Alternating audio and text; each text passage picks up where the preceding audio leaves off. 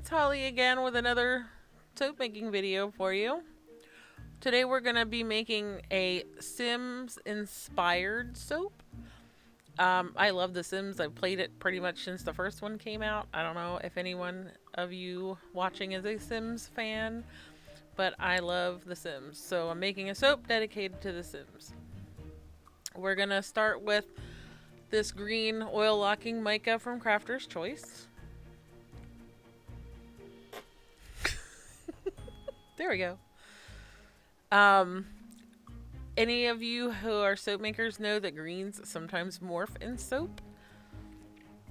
This is Gold Sparkle Mica by Brambleberry. I'm going to be doing a mica line. I'll be using this particular mica for that. Okay, just kidding. That was my customer service voice. Okay, these are my embeds. They're triangles. I have a triangle column mold. It's like a mini one. It's about 8 inches long, which fits my mold perfectly. And then I'm putting them together to make that classic plumb bob shape. It's a diamond or whatever. Okay, it's a plumb bob for right now. Okay, it's a one-dimensional plumb bob. Two-dimensional. Two-dimensional. Okay, and I'm using coconut lime verbena from Candle Science for my scent. I'll be honest with you, if I could have had a grilled cheese scent from somewhere, I would have used it, but I couldn't find one. So it smells nice. Okay, it just smells nice. So that's what I used. If anybody could think of a better scent, maybe I'll redo it. There's some things I'd like to maybe change. Okay, so in goes the lye water. Woo! Bloop. As usual, you need your safety equipment, your gloves, your goggles, preferably long sleeves, maybe a mask. Depends how crazy you want to get with it. What? How much damage could lye actually do to your body? It can actually burn your skin quite significantly. Anybody who knows anything about skin being the largest organ in your body knows that anytime you have a break in your skin, you are exposed and open to infection, even ones that live on your skin, like Staphylococcus aureus. Like what? That's where most of our staph infections come from. Okay, so I'm just pouring off one color. I'm going to do, like I said, I was going to do a mica line. So I'm pouring off for my green base color. Okay, maybe I need a little more. That looks good. Maybe just a wee bit more. There we go. Okay, I think I'm done now. That is one thing that I'm still learning is I'm really just trying to learn the art of eyeballing my stuff. I don't want to measure things more than I have to. Okay. So, and with my mica too, like I don't pre-measure, I just glob it in there until I think it looks right. This is the globbing You process. can, yes. You can add, but you can't take away. So I think starting out, with what I think is the right amount, and then adding to is better than, I don't know. I mean, I guess technically you can have too much mica because I think there's a percentage you're supposed to be able to use. Sounds like there's some genuine science in this whole thing that you're trying to avoid. I mean, I'm more about not being precise. You didn't have to tell us that one. Okay, so in goes my TD that I keep pre-mixed in my refrigerator. Burp in my stick blender. Love all them little bubbles that comes up. It's so much fun. Bubbles, yay. That's probably why I like soap. Yep, I like to play with the bubbles. Okay, so stick blend.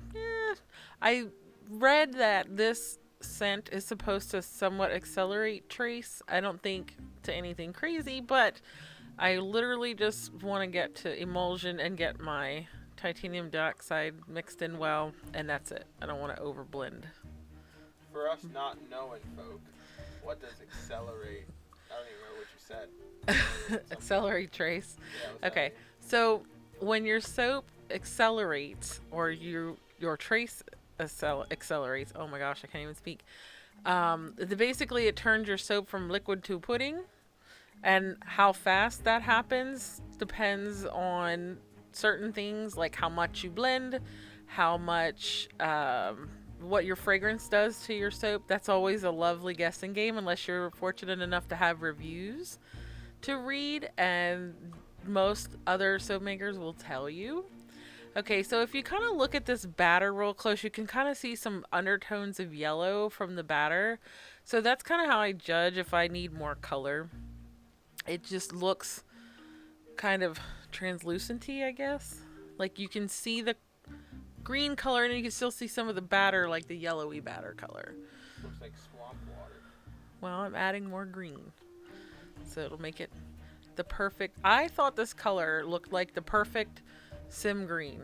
And maybe I'm wrong, and that's okay. But this color seemed perfect. I don't know. What do you think? Once again, colorblind. Oh, yeah. However, Oh, my gosh. I did it again. However, I can't talk to you anymore. That's it. I quit. I'm fairly positive that like the Sims plumb bob is like not that green. Like, It's isn't very... it much lighter green. It's like an emeraldy, light, like a light emeraldy green, maybe? I don't know. Feel free to comment. Let us know. Okay, so my first layer is going to be this green. This wonderful, perfect sim green that makes me so sad later, and you'll see why. Alright, so we're getting ready to pour, and if you... There we go. If you can't tell, it's already turning like an olivey color. Like I said in the beginning, greens tend to morph in soap, but usually they come back. And it's changing color by the second. So I'm going with it and telling myself it's going to turn back. It's kind of like magic. It's really a common thing for green stuff, so I thought nothing of it as it continues to get a brown color as we speak. Look, here we go with the mica line. It is freaking brown. Why? Like, why does green of all colors tend to... You know what? I wish I knew. I probably should find that out. If anybody wants to let us know, there's a comment section. Use it. You need to stop whispering. It's annoying. Was I drunk? No, you were doing up close shots of the mica line. You were talking about food, of all things. My one soap that doesn't look like food, and you're talking about food. Pretty, pretty mica. Gold, gold mica. I'm not sure why I decided on a gold. Dang. Holy cow. There we go. Look how pretty. It's gorge. Okay, so as you can see, if you look at the bottom of the mold, it's already turning like a funky pink color. My beautiful sim green. But we got our mica line going. I give it a little bit of a spritz with the rubbing alcohol to make sure the next layer sticks. And the next layer is going to have our white. So I'm going to go probably about halfway with what's left of the mold before I start putting in my embeds. Okay, so I'm just stirring in my fragrance. I'm hand stirring because I already did a ton of stick blending, getting the white all incorporated. It's nice and creamy. I'll be honest, I guess maybe if you're doing some kind of intricate design, it might accelerate. I really did not have a lot of acceleration with this fragrance. I mean, I don't know, maybe because I waited till the very end to incorporate it in each part. I don't know. I try to be really mindful of that when I'm working with soap, so I don't end up with soap on a stick, which has happened to me before. If I can ever find the footage of it, maybe I'll post it one day. It was quite interesting. Okay, so we're doing about halfway with what's left of the mold, so the embeds will set in there. Now, I'll give a fair warning. I tried to stick these together with melt and pour, so that way when I put them in the soap, they would stick together well. It didn't work. Not quite sure what I did wrong, but it didn't work. So, my next plan of attack was to just stick the bottom half in, make sure it's well seated in the soap. Then I'm going to proceed to attempt to stick the top half on. So far, it looks like things are going quite well. Would you not say? Looks like you're sticking licorice in cheesecake. See, there's food references again. I'm not sure what. I'm having some struggles here. Looks like you're trying to sit on it. I'm trying to seat it into the soup. This may be a good example of when you should use a ruler to space things. Well, look, okay, so this, if you can't tell, especially by the one in the corner there, they're not exactly straight. I don't know why that happens. Oh, look. What's that? I don't know. The aliens have landed. Okay, so my... Oh no.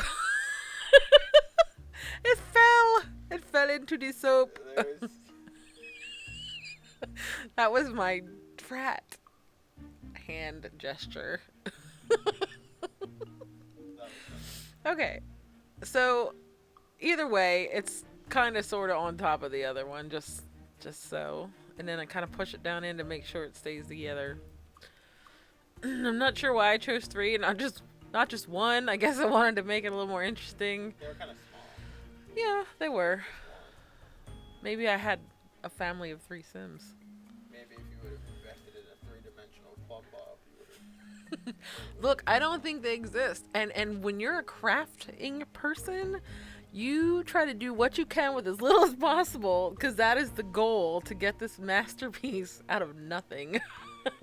The struggle is just, that's what it is. Well, if you would have potentially found like a diamond mold that was like a three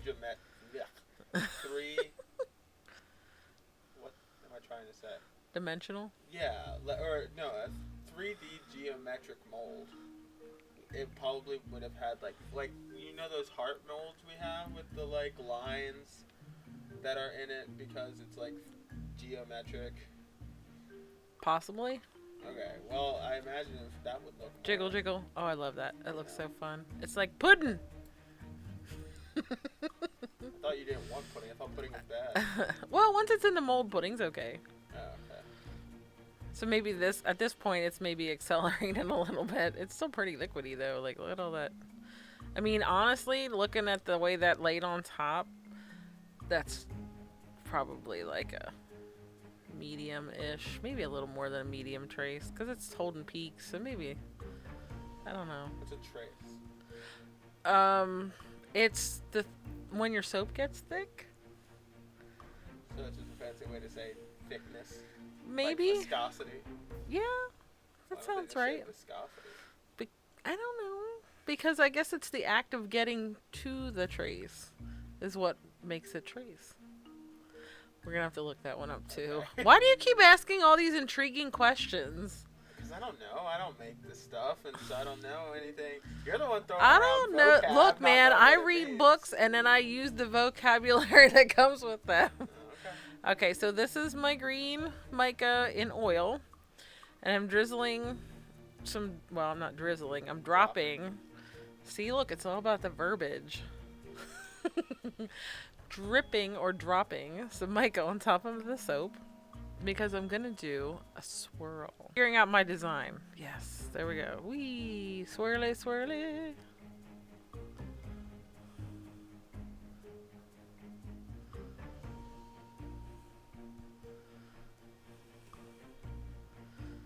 I love swirling soap. It's so fun. It's so satisfying. Oh, I'm hitting my embeds there. Oops, oops. Might have forgot about those for a little bit. Looks like a cheesecake.